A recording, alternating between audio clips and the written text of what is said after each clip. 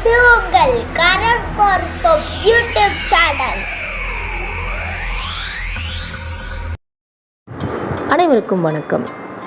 மாற்றுத்திறனாளி துறையினால் வழங்கப்பட்ட புத்தகத்திலிருந்து, அதாவது திட்டங்கள் சம்பந்தமான புத்தகங்கள்லேருந்து நம்ம தொடர்ந்து திட்டங்களை பார்த்துட்டு இருந்திருக்கோம். இதில் 23வது நலத்திட்டத்தை பார்க்க போகிறோம்.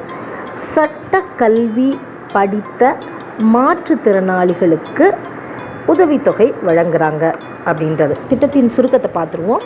சட்டக்கல்வி பயிலக்கூடிய, அதாவது சட்டக்கல்வி பயின்று தேர்ச்சி பெற்ற மாற்றுத்திறனாளிகளுக்கு அவர்கள் வழக்கறிஞர்களாக பார் கவுன்சிலில் பதிவு செய்வதற்காகவும் மற்றும் சட்ட புத்தகங்கள் வாங்குவதற்காகவும் உதவித்தொகையாக ரூபாய் 50,000 வழங்கப்படுகிறது அப்படின்னு கொடுத்துருக்குறாங்க. விண்ணப்பிக்கிறதுக்கு விண்ணப்பதாரர் சட்ட பட்டதாரியாக இருத்தல் வேண்டும் அப்படின்னு சொல்லியிருக்கிறாங்க.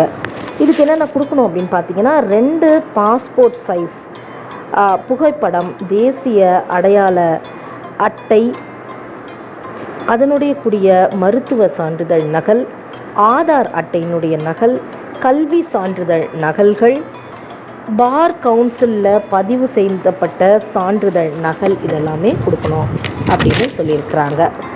அடுத்தது இது சம்பந்தமாக யாரை பார்க்கணும் அப்படின்னு கேட்டிங்கன்னா, மாவட்ட மாற்றுத்திறனாளி நல அலுவலகம்.